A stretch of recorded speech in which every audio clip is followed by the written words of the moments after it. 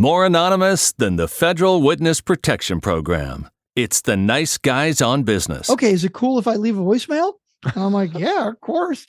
He said, well, I want to make sure you guys didn't have like 9 already and we're getting backed up. I'm like, well, it's possible. I won't know that until about 3 minutes before we hit record, but I'll let you know. I don't need you to tell me how fucking good my coffee is, okay? I'm the one who buys it. I know how good it is. I buy the gourmet expensive stuff because when I drink it, I want to taste it. But you know what's on my mind right now? It ain't the coffee in my kitchen. It's the Nice Guys on Business podcast. Most days, they take their meds. This is not one of those days. Welcome to Fuckery with the Nice Guys. No interviews, no business content. Just your 2 favorite slack-jawed mouth breathers ranting about whatever. Now, strap yourselves in for Nice Guys Fuckery with the kings of fuckery, Doug Sandler and Strickland Bonner. I'm going right for the record button. Tasty. Okay, there he goes. He's out of the gate. You know, I feel like this is the time to bring in my proper proper cerveza. Modelo Negro. I do like this beer very, very much. Yeah. I'm drinking my Shiner. Oh, you actually are drinking a beer also. I'm drinking a Shiner Bock. Okay. All right, Mr. Barber, Mr. Smoker. All right, Mr. Smoker, you go on with your. A lot of conversation today is going to be surrounding smoking, as not as in smoking pot, as in smoker, as in a grill, and our trip to Dallas. I want to talk about that and the wonderful steak dinners that we were able to get. And my outreach to a number of different conference organizers as well. Some success there. I don't know. Hold on. This sounds like it might actually a business episode. I mean, do we really want to talk business? I guess if that's what's happening in our lives, that's what we should talk about, right? I could go down a path that that is reminiscent of my childhood. We could go down that path instead, if you prefer. No, I think I'll stick with the more recent history. I'm down with that. Before we go there, can I just mention this about my childhood? Yeah, sure. I mean, you know, it is a rabbit hole that oftentimes we will go down and never come out of. You know, you got me some snacks when you came to Dallas. I did, and you got me some really good snacks too. And then there were these other snacks that were left over. Do you remember the other snacks that were left over that we did not eat when we were in Dallas together at the Sub Summit conference? Yeah, there were some that you took home and some that I took home, if I remember correctly. Do you remember the ones that I took home? Could you put your finger on them? Do you remember specifically what they were? I honestly don't remember specifically which ones you took home. Well, I will tell you. Please do. Okay. Combos. Those are good. Okay. Combos and small Snyder's pretzels. Okay. So those were the 2. Benign. The ones, right. Snack. Fairly common in the snack food family. But I go back to my childhood. I remember with enthusiasm opening up and sorry, I have a cold. I'm trying to fight this cold, so I apologize if my voice sounds kind of nasally. But anyway, I approached every bag of combos with enthusiasm as a child, and I opened this bag and I took my first bite of the combo, which I have not had in decades. Really? You have not had a combo in decades? No, and now I know why, because I hate them. Oh my God. Well, I don't know if it's the flavor. Hold on, what I got the now I have gotten I haven't had combos in a while. And I haven't tried all the flavors. Maybe the flavor I got is not good. Well, here's the one that I opened up, and cheese baked pretzels. I think I've had that flavor before. This is like the traditional combo flavor. Wasn't combos originally pretzel and cheese, or was it pretzel and peanut butter? Good question. I think it was pretzels and cheese. I think it was pretzels and cheese too. And so I go back to my childhood thinking about when combos came out. I'm like, this is the greatest thing ever, and they were. But now they are not.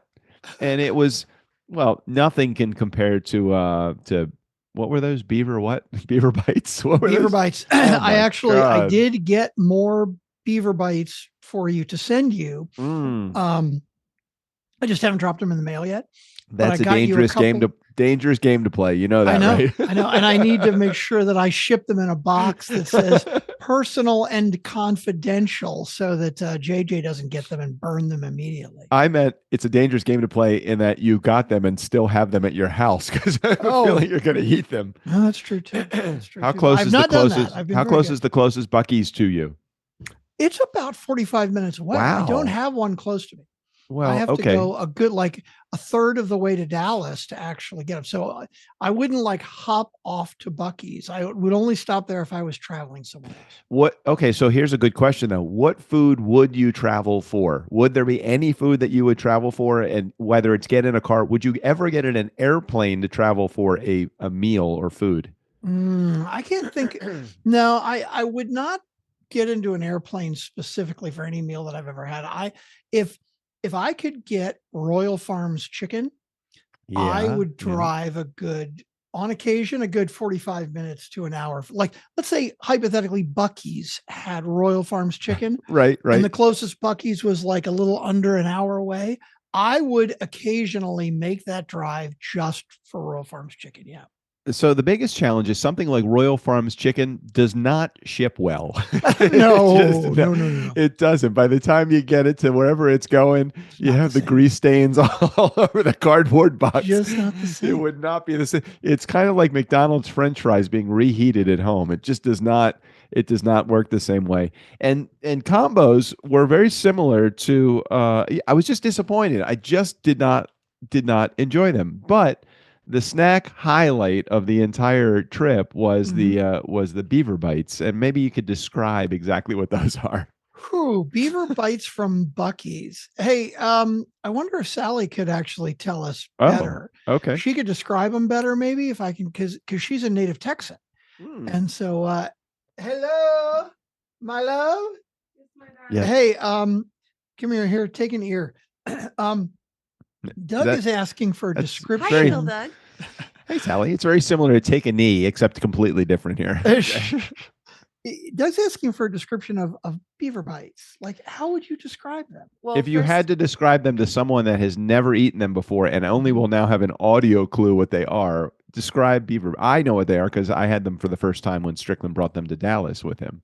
Yeah. Well, first of all, I would call them their correct name, which is beaver nuggets. Oh, okay. Oh, okay, right. Yeah, that's beaver spoken nuggets. Like a true West Coaster or East Coaster, not like a true Texan. You're right. Thank you, Sally. I'll take that. And they are, you have to use your imagination. They are like if kettle corn was taken in its corn kernel form and through some magic process reduced to a very fine particle, and then little baby unicorns came in and gently misted them with magical unicorn saliva, and then other creatures of grace and magic came in, and I know what they are. Little tiny bumblebees at that point enter the room with a touch of honey, and they fly in just like that, just like you're doing. They fly in and they roll around in the particles that have now been moistened, and little balls about the size of a. And those particles are also known as corn syrup. Okay. and you're not eating bumblebees, just so everybody is aware. No, we're not killing the bees. Are in the room because they have what's needed. It's this very gentle flight that they fly into the particles. It's not overdone. They're not overdone. You can eat basically a bag in one sitting. You will walk away with a very large stomach ache though, but you could. Yeah. Oh, I mean, yeah, but see, the bumblebee flight allows the barely moistened kettle corn honey particles to turn into little balls.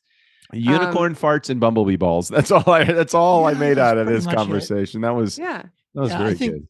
The quick version, I would say, if you think about like Cheetos, but like the Cheetos balls, but not cheesy. Yeah. It's dipped in sugar instead of cheese. Well, yeah. So kettle corn had a baby with a Cheeto Puff. That's okay. Like all right. it. I appreciate that. Thank you, Sally. Appreciate you giving me the info. I noticed that Sally was also wearing a Styx jersey. So you guys went to the Styx concert. Was it last night? So we have good news and bad news about the Styx concert. Okay, go ahead. It was at Germania Insurance Amphitheater, right? And we had very good seats, and it was a very good show. Kevin Cronin opened up. Don Felder opened for Kevin Cronin. We skipped Don Felder. Now, why did you skip Don Felder? It was just too many fucking acts. I don't want to see, like he started at like 6:30, 6:45. Yeah. And then REO started. I mean, technically it was the Kevin Cronin band, but basically it was REO Speedwagon. And he started at 7:30. Okay. Right. And then Styx started at 9. And it's like, it's too many fucking bands. So you got REO, you got Styx, and you got Don Felder, who of course has played for Alice Cooper, Neil Young, Bob Seger. The list goes. The Eagles. Don Felder played for Alice Cooper. What? You did not know that? I knew Don Felder was in the Eagles. Strickland, how am I telling you something that you don't already know? Okay, I got to look this up. What did you just look up? Who did Don Felder play with? Yes. Wow, really? Now I could be mistaken because I just quickly Googled it, and that's like the first line that came up. How old is Don Felder exactly? He's fucking old, probably. Let's see. Yeah, now that's weird. I don't know what you searched, because when I look mine up, it says Don Felder played lead for the Eagles. Got it. Well, he's also the guy, one of the guys that wrote. Oh, wait a minute. I'm sorry. Hotel it says California. He has played with various other musicians. Got it. / Richie Sambora, Mick Fleetwood. Okay. He toured with Styx. Oh no, and he says toured with groups like Styx, Foreigner, and REO Speedwagon. That's like he opened for them, right? It's not like he was in those bands. Well, when you got as a part of your resume a song like Hotel California, can't you basically say you played for anybody? Is anybody going to complain about being associated with you if you were the guy that wrote Hotel California? Yeah, no doubt. And I think he was one of the writers of Hotel California. I mean, like, he was one of the co-writers of the song. So, like, come on, what else do you need to say, right? No, I like, my dad's in Steely Dan. I mean, as soon as you hear that, it's like, okay, enough said. I don't think I could have anything that could either top that or even be a better conversation starter than that. Well, I was just sitting around the dinner table talking to my dad about writing Hotel California. Hold on, what? What? Right. Okay. Before I forget, because I got a text from Tennessee Tim earlier that he was leaving a voicemail. And so you may need to grab that and download it, because I don't see the folder. I did just forward that to you about an hour ago, so it may be in your inbox. You're not like me, constantly in your inbox and going for inbox 0, apparently. You are 100% correct. But anyway, Tim calling and saying he's leaving a voicemail reminds me, welcome back. My name's Strickland Bonner. On the other side of the microphone, Mr. Doug Sandler. So we got there and we saw REO, and they were pretty good. And then we saw Styx, and Styx was doing the Grand Illusion start to finish. And this is open air amphitheater, right? Yeah. Right towards the end of the Grand Illusion, it starts to rain. And is it all open air, or is it like a pavilion and then a lawn? A pavilion and a lawn, but the pavilion is not covered. Ooh.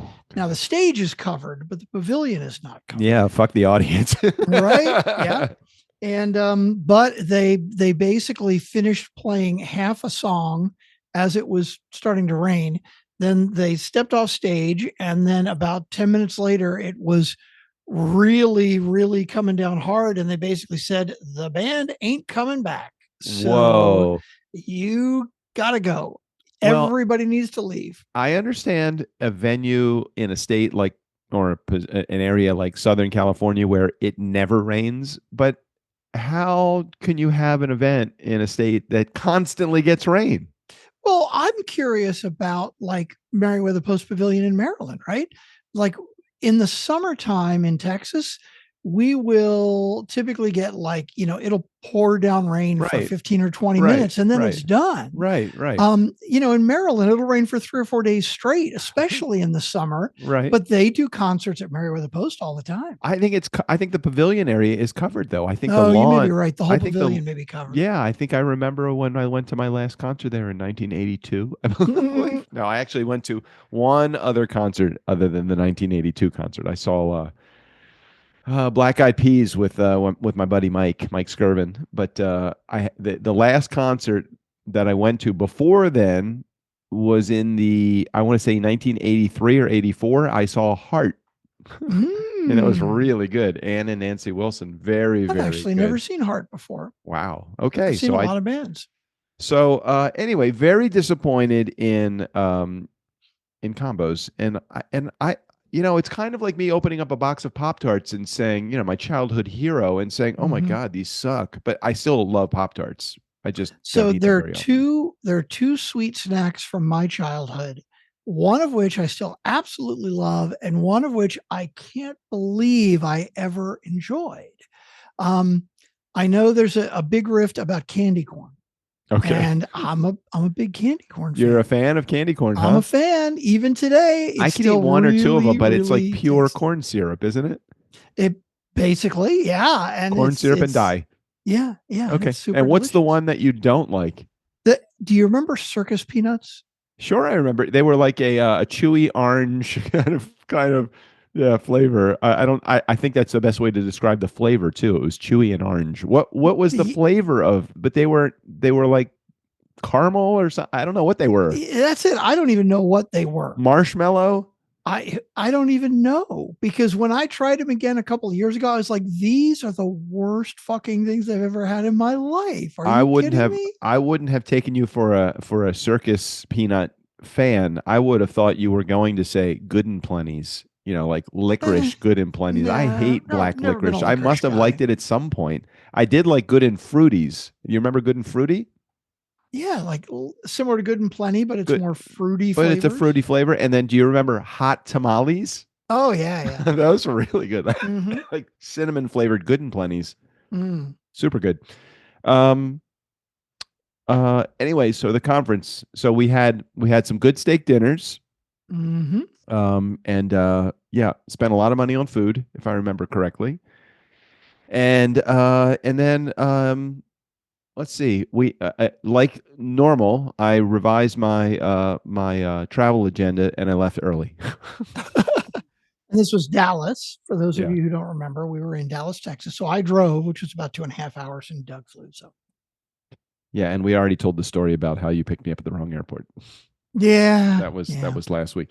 What did I want to talk about? But you've reached out to some of these people then. I did. I'm having some success. I've talked to a couple of conference organizers, and the couple that I've spoken to have never considered live podcasting at an event, but they both thought it was a great idea.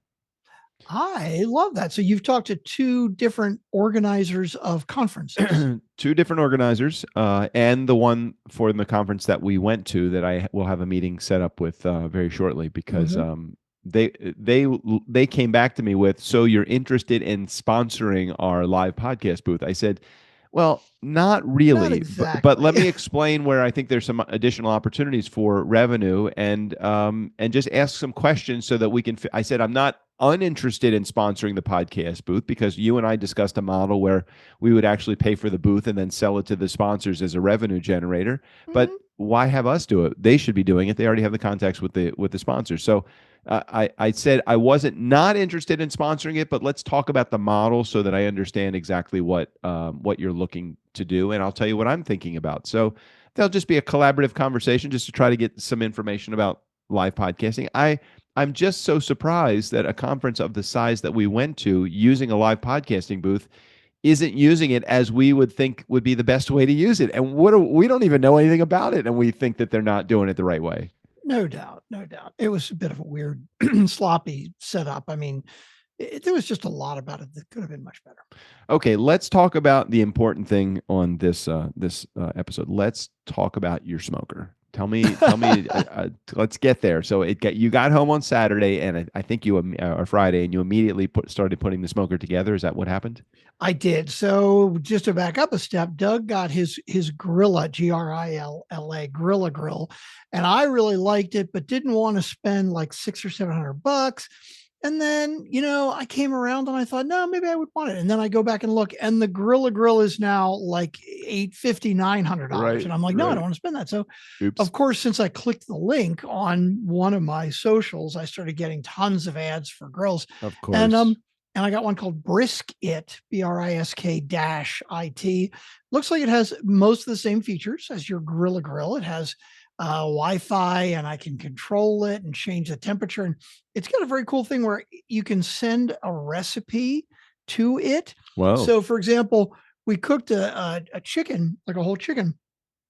And the way it works is you put the chicken in and cook for like 90 minutes or something. Maybe it's 2 hours. I think it's a long time actually. At 225. Right. And then you change the temperature to 375 and cook for another hour. Right. Huh. Well, I can send that recipe to my smoker. Here comes AI smoking to the nth degree. Yeah. And it basically says, oh, hey, by the way, 2 hours have gone by. We're changing the temperature from 225 to 375. Just wanted to let you know. And then since I have the probes also, the chicken is done. You never know what size chicken you're going to get. So it may take a little longer, a little less time, right? But the recipe knows that it is supposed to be cooked to 160 degrees internal temperature. Right. So when it is counting down that 90 minutes that it's supposed to cook at 375, it is calculating it based on the heat of the chicken. And so if the chicken is cooking faster, the time goes down quicker. Excuse me. And it, instead of going the full 90 minutes and drying the chicken out, it will automatically shut off and keep warm when it hits 160 degrees. That is a smart smoker.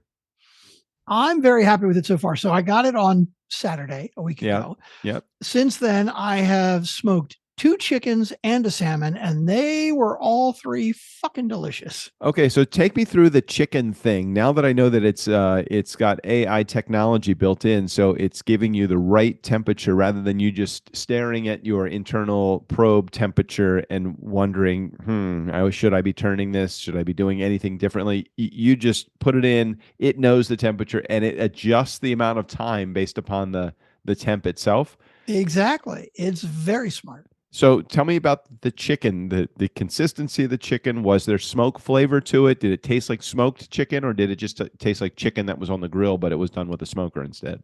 There was a good bit of smoky flavor. The first one we did with mesquite, and then the other one we did with like an oak and other blend stuff, pellets. The skin was a little dry. Yeah.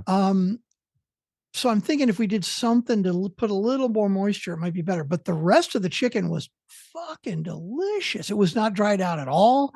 Like the chicken itself was amazing, and the skin was really tasty. It was just a little drier than I would have liked, like if I was looking for the perfect chicken. And then when we did the salmon, like the salmon had a lot of smoky flavor, and that one cooked so quick, right? Yeah. That one you just put in at 225 for like 40 minutes. Boom, it's done. Right. Oh my God. So good. So the other thing that I tried with the ribs that I think really works out well, and it may do the same with the chicken, is it takes, in the ribs case, it takes 3 hours uncovered, and then 2 hours covered, and then 1 hour off the smoker completely, just covered, and then you wrap it in the towel, and then you put the towel inside a cooler, as I was telling you That's before. so crazy to me, for an hour, and they're still warm when oh my God, they're hot. They're not just warm, they're hot. But with the chicken, maybe if you take it for the first what was your first time frame? It was an hour? I think it was the smoking, if I remember correctly, it was about 2 hours. Okay. After the 2 hours, your skin is probably fine, but you still have to then bump it up to 375. What I would probably do is wrap it in foil at that point. It already has its smoky flavor, and now you're just baking it at 375. That would probably do the trick for you. My master smoker, Doug, is going to be giving me all kinds of advice now as I'm cooking stuff. I'm just I experiment with everything. Now, you did a chicken. I haven't done a chicken because I was afraid that the chicken would be smoked and cooked on the outside and raw on the inside. What was that, Vera? Oh my God. And we did the zucchini too, like sliced up zucchini. Yeah. Put it on a oh my God, it was so goddamn good. Now, are you a fan of salsa? Do you like salsa at all? Yeah. Okay. So you take 10 Roma tomatoes. So the little tomatoes, the Roma, not the teeny cherry tomatoes, but like Roma tomatoes, the kind you make tomato sauce out of. Slice them in half. Mm-hmm. Put a little salt and pepper on them. Put them on the smoker. So 10 of those. 5 to 7 jalapeno peppers. Same thing. Slice them in half. A garlic. Just put the whole head of garlic on there, and then have some cilantro. You don't put that on the smoker, but have some cilantro. Have some olive oil and salt and pepper outside of the smoker, of course.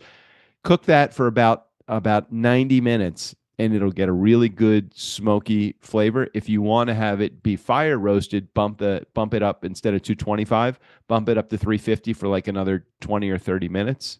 Damn. Pull it off, put it all in a blender except for the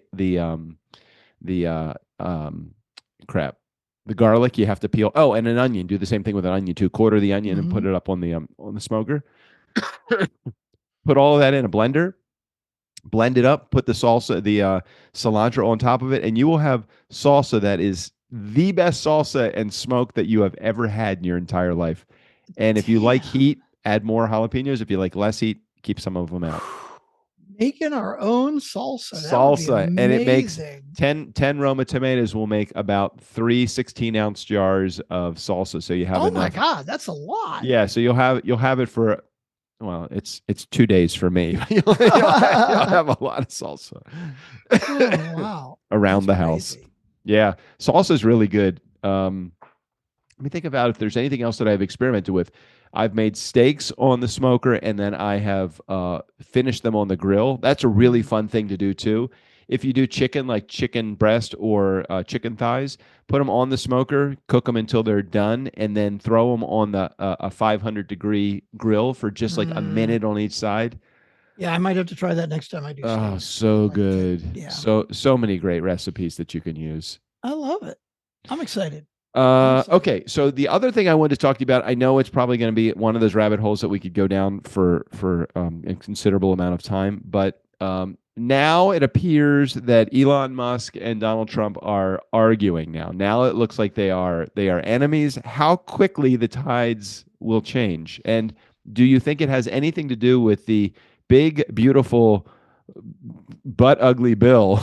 Do you think it has anything to do with taking the rebate out of the electric vehicle industry? What do you think? Well, I don't think it's just that one thing. There's plenty of other things. And what's the rift between? What is the rift? I mean, you and I have been partners for basically 10 years. Mm-hmm. I don't know that we've ever had an argument. We've had some disagreements, but it's fine. Mm-hmm. I mean, it's pretty normal to not have it's pretty normal to have disagreements. Mm-hmm. But these guys are like, they hate each other now. What happened? Well, I mean, it's not surprising with Trump, because if you're Donald Trump and somebody says nice things about you, you like him. And as soon as they say something not so nice, you hate him. I mean, it's so black and white with Trump that, as soon as you say anything that is not in 100% full support of him, he's like, oh, you're an ass. You're stupid. You're just a dummy head. You're whatever, it's so fucking ridiculous. Now the opposite is true too. I was just looking at an article. Trump has appointed a guy, I call him a guy, really a kid, to lead the U.S. Terror Prevention Group. Okay. What is that? I don't even know what that is. Let's see what it does. Let's see. Okay. Hired as a special assistant in an immigration office. Okay. So this guy was hired as a special assistant in an immigration office at the Department of Homeland Security in February, and then took over CP3 after its previous director quit. And basically, this is a kid, 22 years old. What the fuck? And he worked as a fucking gardener Yeah. 3 years ago, and he's worked at HEB, which is a fucking grocery store. Okay, he was a bagger. Texas. He was a bagger there. Okay, well, it's important. You can profile somebody pretty quickly as a bagger. You see a lot of people in the course of the day. You learn a lot about people's personalities and styles by bagging their groceries. So I see that. Cross-functional team member, at HEB. Oh, cross-functional. That means he did stock also. Right. Exactly. You get to know a lot about people by putting peas on the shelf. You really do. So why was he what was his qualification for the position that he is now holding with the government? Are you familiar with the Heritage Foundation? I am not. Heritage Foundation is the group that wrote and is pushing Project 2025 or whatever, that fucking, the big beautiful thing that Trump during the campaign said he knew nothing about, but is now following every step of everything that they said they wanted to do. I got it. So it's a group with people with special needs. I understand. I got it. He interned at the Heritage Foundation. Oh, and he was an advanced team member on President Trump's 2024 campaign. So in other words, like, he was a guy that fucking volunteered in the office and knocked on doors and said, vote for Trump. Bullshit. Got it. Okay. All right. So and now he is running our U.S. terror prevention head of fucking whatever. But they've given me the title of founder here at Turnkey Podcast. And titles are really kind of misleading. So if you had to title what he does, give me his day to day. He might be the head of, but what is he doing really? Is he reporting directly to Trump? I have no idea what the fuck anybody in Trump's cabinet is doing right okay, now. so why did you start talking about him? What was the because you were saying, hey, how did things go sour between he and Elon so quick? Oh, did the love triangle happen? Was this kid, was he a love slave, or what's going on? What happened here? No, I was saying that as soon as Elon said something that wasn't 100% in defense of and fighting for Trump, Trump was like, fuck off. Now, the opposite is true too. You can be some pimply faced fucking kid with no experience with any goddamn thing, but if you volunteer for him and then go intern at the Heritage Foundation, he's like, yeah, I'm going to fucking make you the head of the military. I got it. And another qualifier is that he still lives at home. So that's very good. So he really doesn't have a lot of overhead. So there's not a lot of payment that has to go to him. Okay. So this kid, so was this a part of the rift between Trump and Musk? No, it's totally independent. Oh, I got it. Trump or Musk basically said, hey, I think your big, beautiful bill is bullshit. It's not balanced. And just like every other politician, you brought me in to try to cut costs, but now you want to pass a budget that actually raises your debt. Like, that's bullshit. You can't do that. And Trump was like, you're an asshole. Go away. Well, Tesla, as a result, was down 14% today. I just want to let you know that. That's okay. I don't own Tesla stock anymore. I'm still up 30%, though. I'm happy to report that, but Oh, you bought Tesla stock? Well, I think I buy $20 a month. I forget what it is. Let me see. No, I buy $5 of Tesla every month. $5 worth of Tesla. Hey, look, if I bought $5 of Amazon back in the early 90s, every month, I think I'd still be sitting pretty good. Good point. So you make a very I don't know. I mean, I wasn't the wise man that changed all of my investment strategy in our company 401k plan. You do have several $1,000s more than I have. I got caught in the tide of I'm just going to. I took the Warren Buffett approach to my stocks. I buy them and I never fucking sell them. I often don't even look at them. I don't even want to know. Yeah. Understood. Okay, Understood. So let's get back to the rift between Trump and Musk.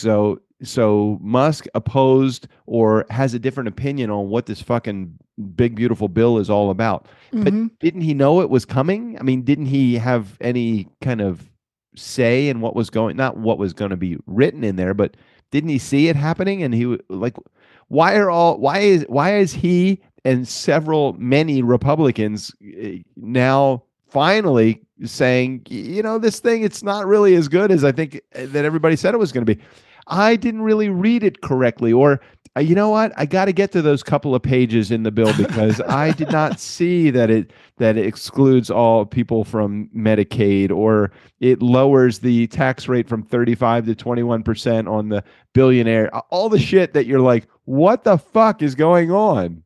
Yeah, I mean, I think with Musk, it was a situation of the left hand not knowing or caring what the right hand was doing. You know, Musk was there to just try to make the government more efficient and really had nothing to do with the budget, you know, the new budget. So, oh, and so in other words, what you're saying is you think that Trump never told Elon Musk about the big beautiful bill. He just said, "Hey, yeah. you just work closely with the government efficiency." And did he feel like Elon was doing a good job? And then why did Elon kind of cross over into this other area and started giving him his opinion about the big beautiful bill when that was never his responsibility to begin with? Who knows? Who knows? Apparently, he has now given up his lead at Doge to go back and focus on Tesla and SpaceX and all that other stuff. But, you know, I think what happened, you know, Musk and his team went in and basically took over all these things and got into all the systems, probably planted a whole bunch of fucking malware so they could just steal all of America's data and information, and then they're gone because, hey, it's all hidden in there now. They can use their back doors to get in anytime. Hey, my work is done here. I'm just gonna. It's like when he's like closing the back door, and he's like, yeah, exactly. That's pretty much it, I think. Yeah. Oh my gosh. Well, good news. I just got an email. I don't know if you saw it, but there is now a brand new person taking over for Musk's old position as the head of Doge. It's a 19-year-old intern from that Trump met at the last Capitals game.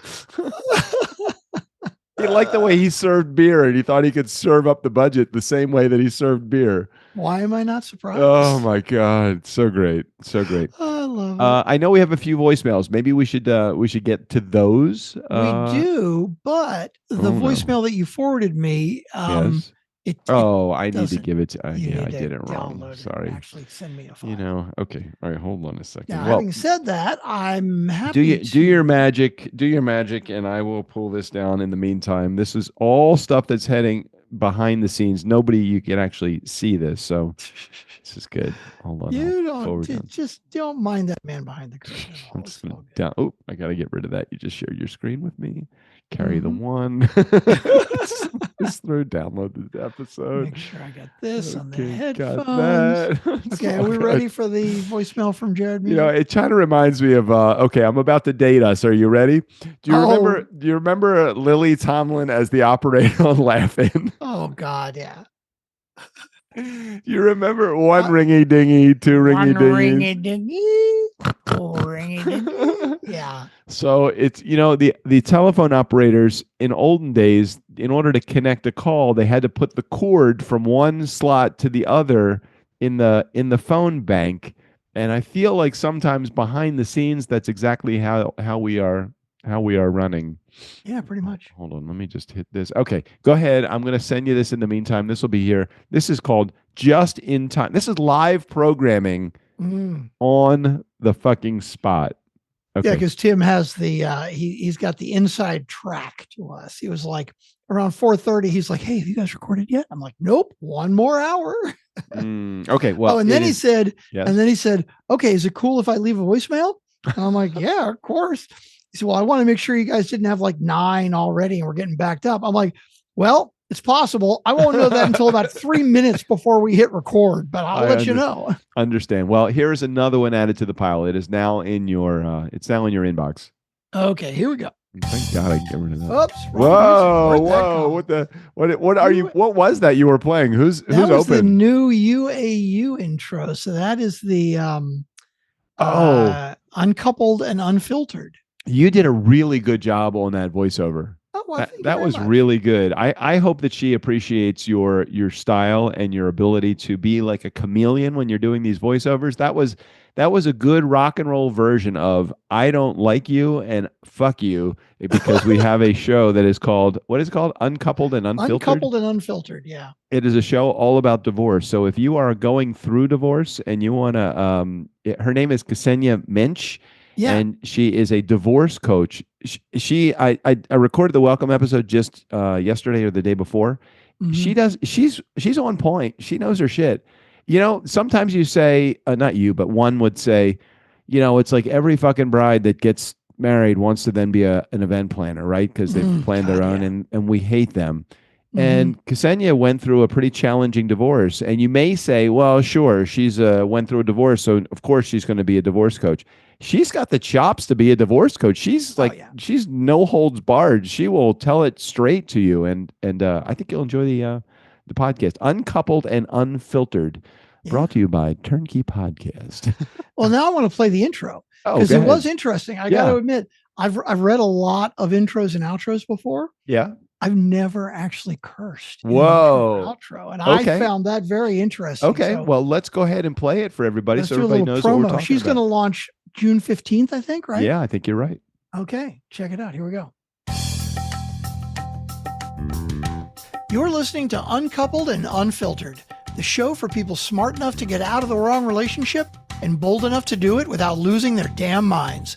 Hosted by Ksenia Mensch, a divorce strategist and straight-talking badass, this podcast is your no-fluff, no-shame, take-control guide to surviving litigated divorce with clarity, guts, and zero regrets. Let's get into it. Here's Ksenia. There we go. All right. Well, I love that intro, and you wrote that intro. I mean, I think you might have had a little help from from my friend at ChatGPT.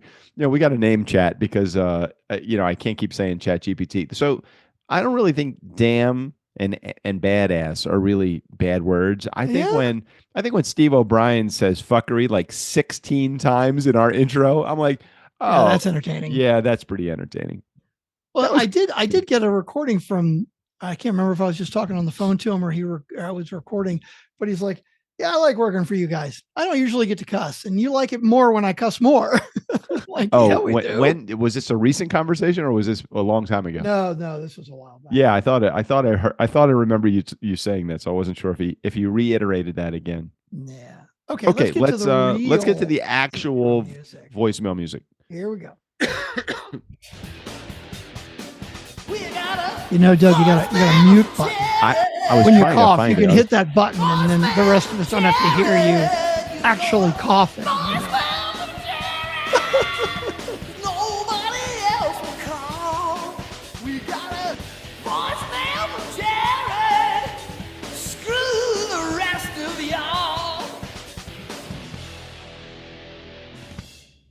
The problem is you're like 8 windows deep. By the time that I have to cough, it's too late. It comes up too quickly.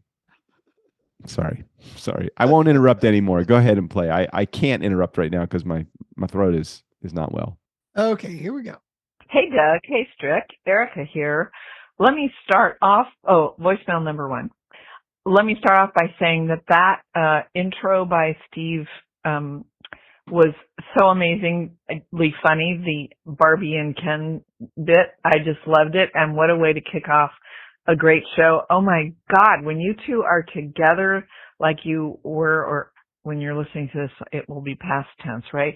Like you were when you recorded in Texas.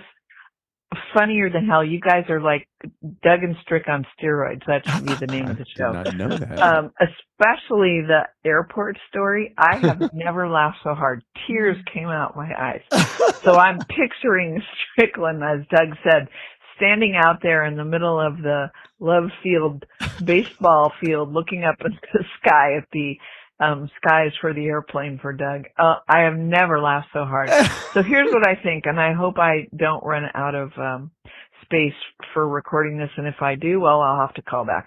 My shout out to the community is, hey everybody, let's start a GoFundMe, and I'll put in a bunch of bucks to get these two clowns together at least once a quarter, because we get even funnier episodes, and I'll send my first bit. And then I'll tell you in the next message what I'll do next. Okay. Love you guys. Love the show. That was really a hoot. All right. Bye. Well, I really appreciate that, Erica. I'm so glad you enjoyed it. And I do have good news for you. Doug and I, after the, what we thought was very successful conference in Right. Dallas. And not Even because though- of the conference. Right, but not because of the conference. It was successful because the two of us spend time together and throw ideas around and brainstorm and come up with great ideas. We have decided that at least twice a year, Yeah. we are going to get together in person, whether it is like a conference that we find that we're going to, let's say, it doesn't matter if it's one that we really think we should go to or not, even if it's one we think we might want to go to. And if we can't find one, we're just going to get together anyway. And have our little business soiree at least twice a year. So you'll have 2 episodes of us in person at least twice a year. And I'm trying to think back. I know we told the airport story, coming to the wrong airport. I do remember the week before we left laughing harder than I've laughed in a very long time in recording an episode. But I was here when I was doing that. I know we laughed a lot in person, as we always do when we get together, and just the fact that it was a recorded conversation makes it even better, because now we can share that recorded conversation with our fans. But I don't remember it being that funny, but I appreciate the fact that she appreciated the humor. I mean, we always try to be funny, but we obviously struck the right chord when we were together. And everybody finds something different funny, which I think is great, because I don't specifically remember the episode being funnier than normal or enjoying it more than normal either. But everybody's got their thing, and we appreciate everybody listening and giving their feedback. As important, we'll take money. we will absolutely take money. I love the idea of starting a GoFundMe account. Now, it sounds like that's probably just the fact that it's like there's a site that you can GoFundMe. That means there's an application involved, and you probably have to get past all sorts of tests and all of that. And and then you have the convicted felon rule. And I'm not sure that either Strickland or I might pass that. And then you have the drug test and the urinalysis, and then you have the whole binary, non-binary thing. And should we be filling out are we the ones that are most qualified to fill out that application? I say nay. Well, and as much as I appreciate the idea, we ask our Funkin' fans to, spend money on cool, exciting things like coffee mugs and T-shirts and stuff. And right. They don't even do that. So why would they give us money for free? I mean, it's not like we don't appreciate you guys, but sometimes we don't appreciate you guys. I get it. So in other words, what you're saying is, if we go to the trouble of doing all of those things and get no results, it won't be good. Is that what you're saying? Exactly. And then I'll just feel even worse. That's true.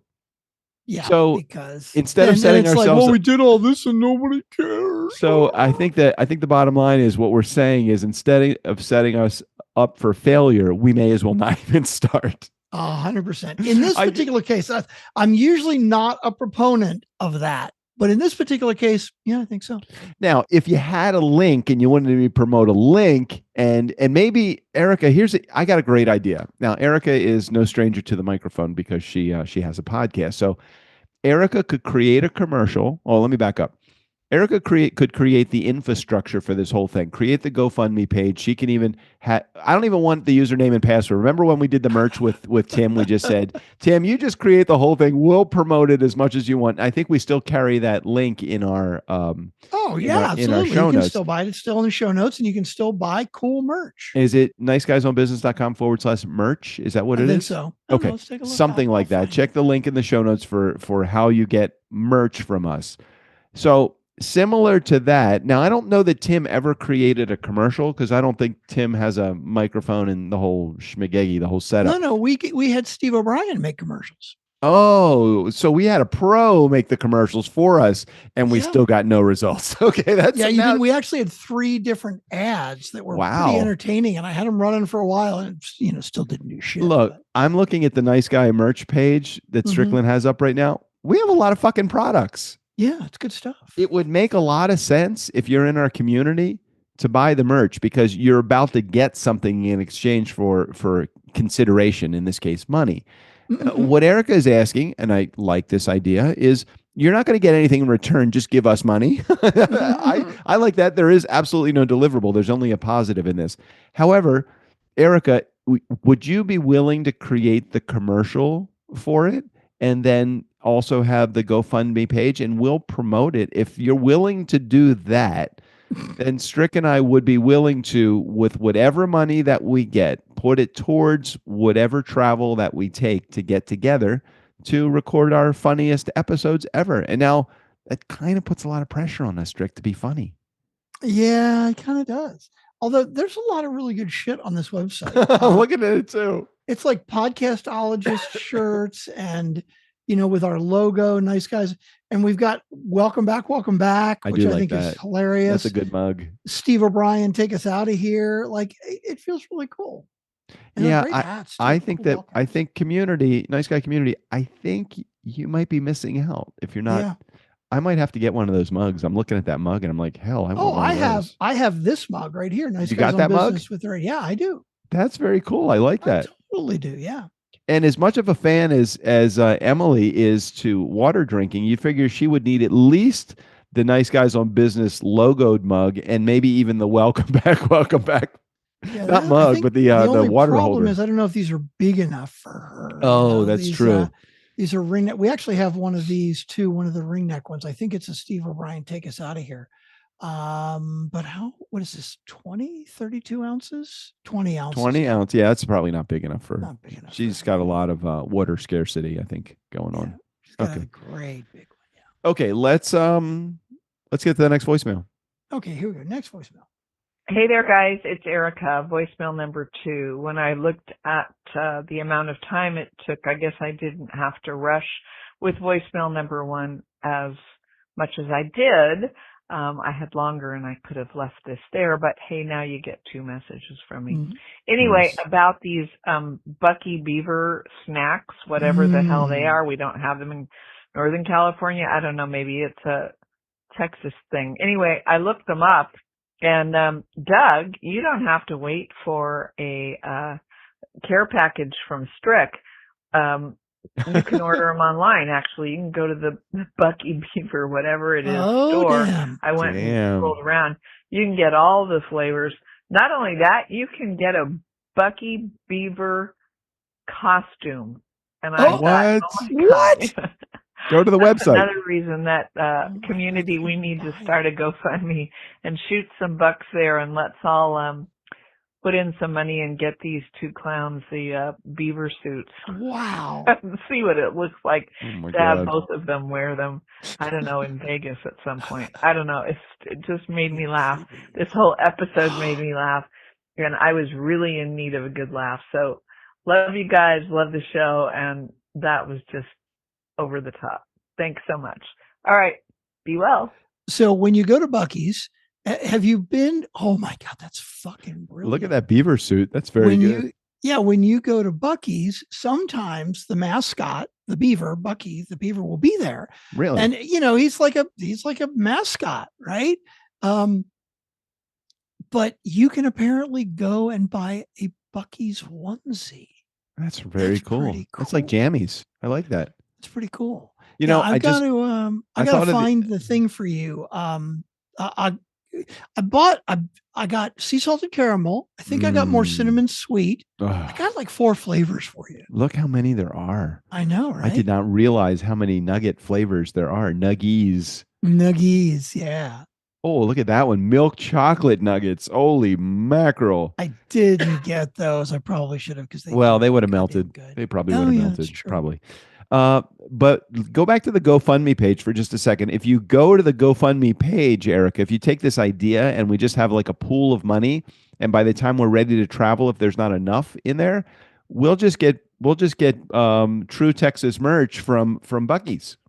I love it. We could do that means too. We'll just have to have the next time we get together. It has to be here, and that's it. You got to come for my birthday party. I know it. Yep, I am making travel arrangements as we speak, post haste. Look at those, Bucky. You got the Christmas onesie now too. And $50 for a onesie, like a Bucky. Oh, I need that. I need this. Hey, do you remember the onesies way back? It was a sponsor of the show. I forget what they were called. Oh yeah, I don't have any anymore. Exactly. God damn, who was it? They were really good too. They were good. All sorts of good. Anybody in our community remember what they were called? And I'm wondering if they're still in business.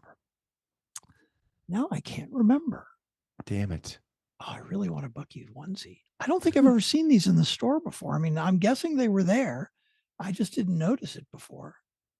Ooh, that's fun. All right, well, Erica, thank you for the voicemails. Thank you for the compliments, and the idea that somebody would actually want to fund us to do anything is amazing. The way I feel like we make enough money with Turnkey. Do we really need any more money? Yeah. Yeah. I mean, I would agree. I mean, we're old. We're going to retire soon. That is true. And if anyone is interested in our community from buying our business, we'd entertain an offer. Absolutely. Yeah. I mean, we're not leaving. You have to keep us in the, you have to pay us a salary to stick around. Our clients want us to stick around. Yeah. Some of them, at least. I mean, some of them probably want you, Strickland. Most of them probably don't want me, though. That's fine. We ready for the next voicemail? Yeah, voicemail number 3. Okay, here we go. Hey there, guys. It's Erica, voicemail number 2. When I looked at the amount of time it took, I guess I didn't Hold have to on. rush. Oh, hang on. It's the same one Hold again. As Was that copied in twice? No.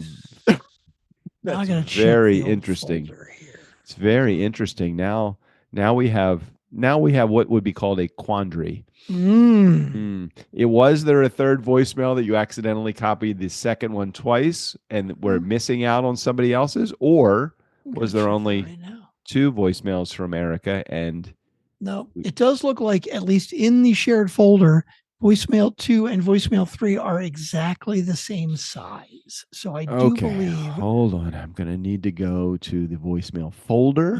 Okay, and hold see. Okay, I can tell you. Okay, Friday there was a voicemail from Erica. Then there was another voicemail from Erica. We've heard those. Then there was a voicemail from, yes, indeed, there was a voicemail from JD that we have not listened now. So I don't know who made the mistake.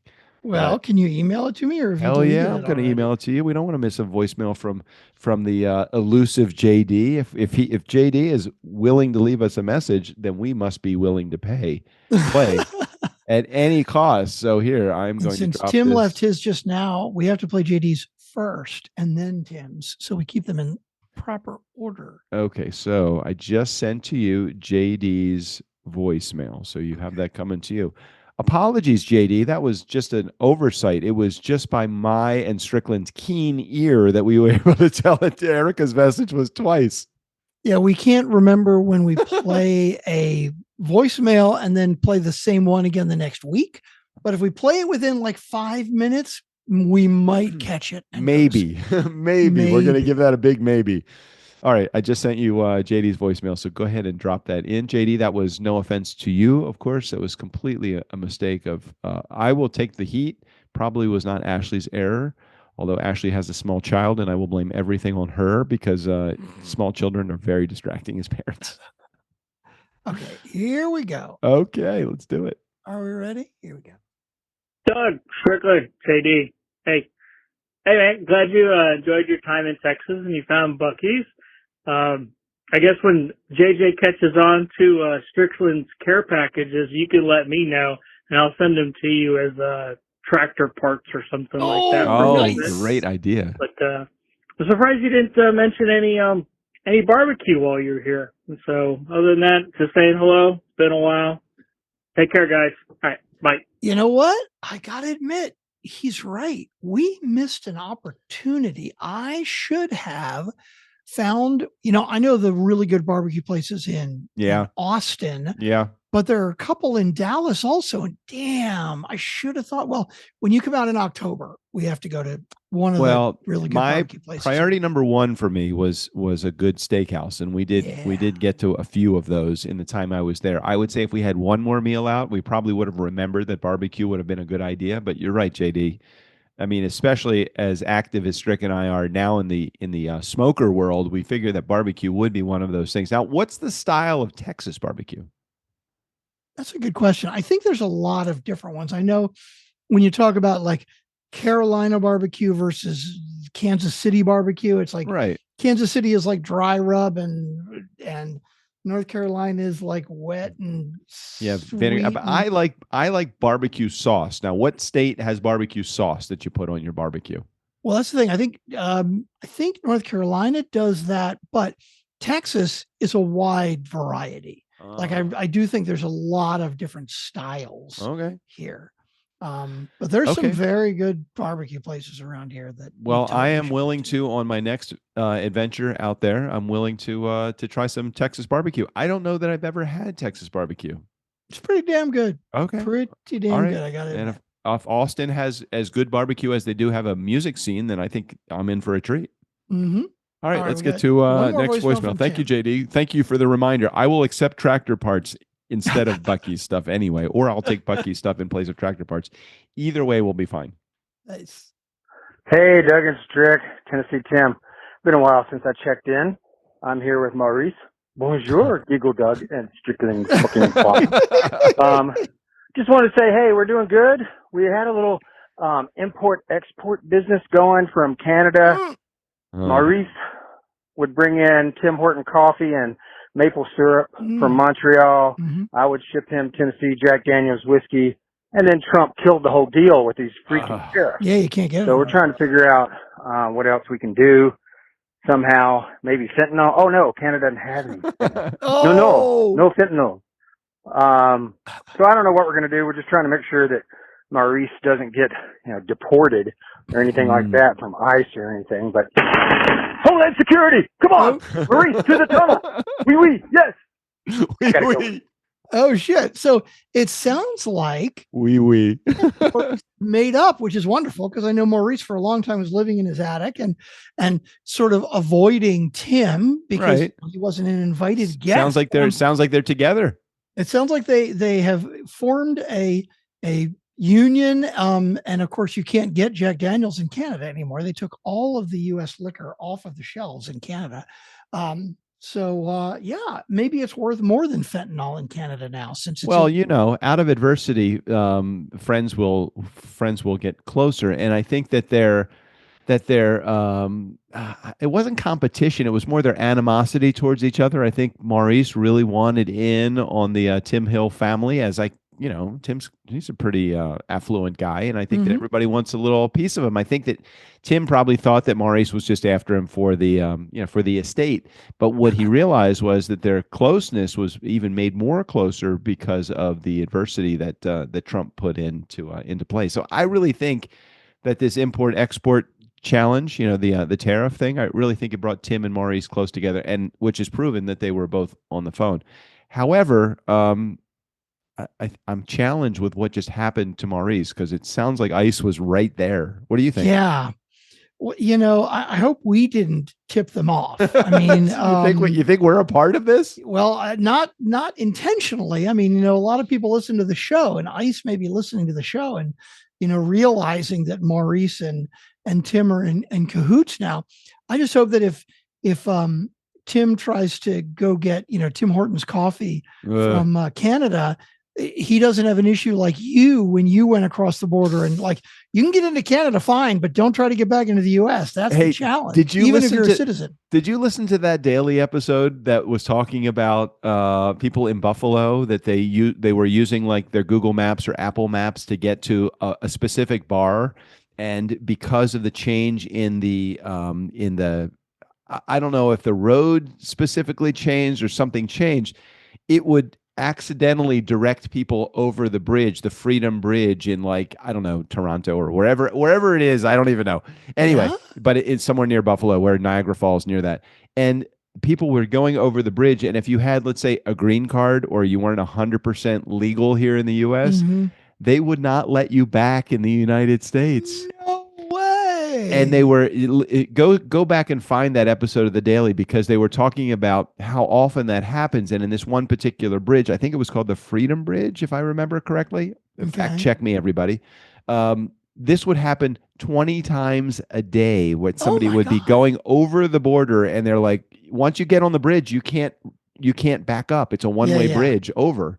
Oh, wow. So it's like, oh, fuck. So they had this one guy, I want to say Venezuela, but again, fact check me on this. He went over, he there was something wrong with his, and he didn't have his passport, but he had a license. He was here legally in the United States, but he went over, and something about Venezuela, something about him having to go. They put him in like detention for 3 weeks. They deported his fucking ass. Can you imagine that? Like, can you imagine if I went over in Montana, over into Canada with my son, and I came back and I didn't have my passport, and they're like, "No, I'm sorry, sir. You need a passport. Without a passport, we're going to have to lock you up." And even one night overnight in jail, it's like my son would have fucking killed me. Oh my God, I couldn't imagine. I mean, it wouldn't surprise me with the Trump administration is doing right now, but yeah, that's kind of fucked up. Yeah, check out that episode of The Daily when you get a chance. That is, yes, I will check it out. Are we actually an hour and 5 minutes into this episode? Didn't we just start? Yeah, I know. It feels like we just started. Although, when the hell did that happen? I got to go find another salmon to smoke or something. Okay. All right. Well, go do your dinner thing. Nice Guy community. We are looking forward to all of your contributions to our GoFundMe page. Thanks for being here. Until next week, Steve O'Brien, go ahead and take us out of here. For the Nice Guys on Business, I'm Steve O'Brien. Thanks for listening. Bartender, Doug here's going to have a Cosmo, and Strickland is going to have a Fireball on the rocks. Not the little glass. Yeah, the big one, the 24-ouncer. Oh, and they'd both like a little umbrella. Just give me the bottle and charge them as much as you can.